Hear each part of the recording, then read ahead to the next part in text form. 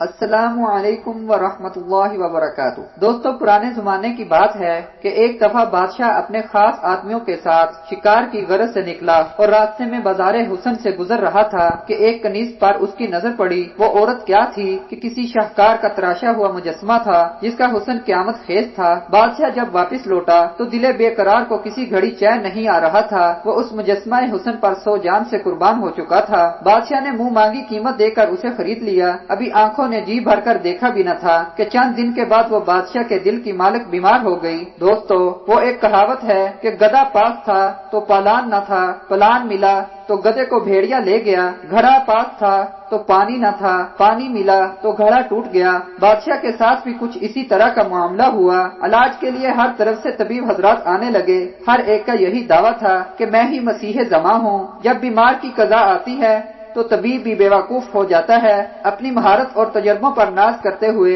کہ ہمارے پاس ہر دکھ درد کی کامل دوا ہے، لیکن انشاءاللہ نہ کہا، جس کی وجہ سے ان کا کوئی علاج کارگر ثابت نہ ہوا۔ جوں جوں دوا کی مرض بڑھتا گیا، طبیب حضرات اپنے اپنے نسخے آزما چکے، چاند سے چہرے کی رونق کم سے کم ہوتی جا رہی تھی۔ اب بادشاہ کو اللہ پاک کی رحمت کے سوا کوئی چارہ نظر نہ آیا۔ فوراً ننگے سر اور پاؤں عبادت گاہ کی طرف بھاگا، سر سجدے میں رکھ کر خوب رویا۔ سجدہ گاہ بادشاہ کے آنسوں سے تر ہو گئی۔ عرض کی، یا اللہ، تو دلوں کے بھید جانتا ہے، میں نے طبیبوں پر بھروسہ کرنے میں خطا کی، میرا قصور معاف فرما۔ میں کیا عرض کروں، تو ہمارے اسرار سے باخبر ہے، ہمارا حال اور ان طبیبوں کا عدم توکل اور ترک انشاءاللہ تیرے لطف عام کے سامنے کوئی اہمیت نہیں رکھتا۔ ہماری حاجتوں کی پناہ گاہ، میری محبوبہ کو شفا عطا فرما۔ جب بادشاہ نے تہ دل سے نالہ و فریاد کی، روتے روتے بادشاہ کو اونگ آ گئی اور قسمت جاگ گئی۔ بشارت ملی کہ کل ایک مسافر تیرے پاس آئے گا، اس کے علاج سے کنیز کو شفا ہوگی۔ بادشاہ بڑی بےتابی کے ساتھ مسافر کی راہ دیکھنے لگا۔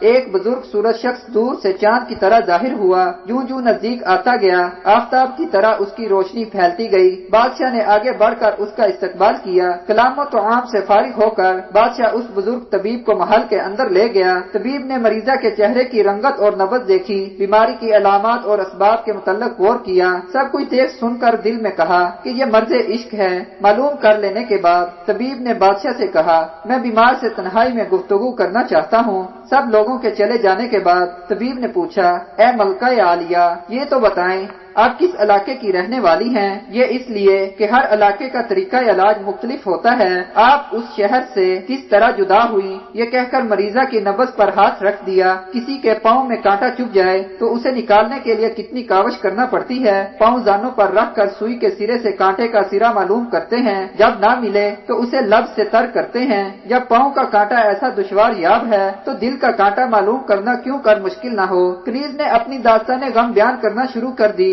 پہلے اپنی سہیلیوں اور رشتہ داروں کے متعلق بتایا، ان کے ذکر سے نہ اس کا رنگ بدلا اور نہ نبض میں تبدیلی واقع ہوئی۔ اسی طرح وہ ہر شہر اور ہر گھر کا ذکر کرتی رہی جہاں جہاں اس کی بود و باش رہی۔ جب کنیز نے سمرقند میں آنے کے متعلق ذکر شروع کیا، سمرقند کا نام لیتے ہی اس کے دل سے آہ نکلی اور آنکھوں سے آنسو جاری ہو گئے۔ آنکھوں کی اس رم جھم میں کہنے لگی، مجھے وہاں ایک خواجہ زرگر نے خرید لیا۔ اس بیان سے اس کی نبض دل کی تڑپ کا پتہ دینے لگی اور منہ کی زردی جدائی کا اظہار کرنے لگی۔ شیخ کامل نے دکھتی ہوئی رگ پر ہاتھ رکھ لیا اور کنیز سے یہ راز معلوم کر لیا کہ وہ سمرقند کے اس خواجہ زرگر پر عاشق ہے۔ طبیب نے کنیز کو تسلی دی کہ اطمینان رکھیے، آپ جلد تندرست ہو جائیں گی۔ طبیب نے بادشاہ کو بتایا کہ میں نے مرض معلوم کر لیا ہے، آپ کسی طریقے سے فلاں زرگر کو سمرقند سے بلوا لیں۔ بادشاہ نے اپنے 2 خاص دانا آدمی سمرقند بھیجے جو اس سنار سے جا کر ملے اور اس کو اطلاع دی کہ بادشاہ تمہاری ہنرمندی کی شہرت سن کر بڑا خوش ہوا ہے، اس نے تمہارے لیے بیش قیمت تحفے اور مال و زر بھیجا ہے۔ اس کی خواہش ہے کہ تم اس کے پاس آؤ اور اس کے خاص لوگوں میں شامل ہو جاؤ۔ بادشاہ کی یہ عنایت دیکھ کر زرگر بہت خوش ہوا، اسی وقت اپنا سب کچھ چھوڑ کر ان کے ساتھ جانے کے لیے تیار ہو گیا۔ سمرقند کا خواجہ زرگر جب محل میں پہنچا تو بادشاہ نے اٹھ کر اس کی تعظیم کی اور حکم جاری کیا کہ تم بے فکری کے ساتھ ہمارے پاس رہو، بادشاہوں کے لائق سونے کے زیورات اور برتن تیار کرو۔ چنانچہ وہ بڑی خوشی اور دل جمی کے ساتھ اپنے کام میں مشغول ہو گیا۔ بادشاہ نے اس کے کام کو دیکھ کر خوشی کا اظہار کیا اور کہا کہ میں اس کے صلہ میں تمہیں اپنی خاص کنیز عطا کرتا ہوں۔ چنانچہ وہی کنیز جو اس زرگر کے فراق میں سوکھ کر کانٹا ہو گئی تھی اسے دے دی گئی۔ کنیز جب اپنے دلربا کے پاس پہنچی تو اس کا دکھ درد سب جاتا رہا۔ دیکھتے ہی دیکھتے وہ چند ماہ میں صحیح سلامت ہو گئی۔ اس کا کھویا ہوا روپ پھر جوبن پر آ گیا۔ اب طبیب کامل نے ایسا شربت تیار کیا جسے زرگر نے نوش کیا اور وہ پانی میں نمک کی ڈلی کی مانند گھلنے لگا۔ کنیز کے سامنے اس طویل بیماری کے سبب زرگر کا روپ آہستہ آہستہ جاتا رہا، آنکھیں اندر کو گھس گئیں، چہرے کی سرخی جاتی رہی۔ یہ حالت دیکھ کر کنیز کی محبت بھی رفتہ رفتہ ختم ہو گئی۔ اب وہ کنیز عشق کی بیماری سے شفا پا گئی۔ اس کنیز کی محبت محض صورت پرستی تھی، اس لیے صورت کے بگڑنے سے آہستہ آہستہ وہ عشق بھی زائل ہو گیا۔ جو عشق صرف رنگ و روپ کی خاطر ہوتا ہے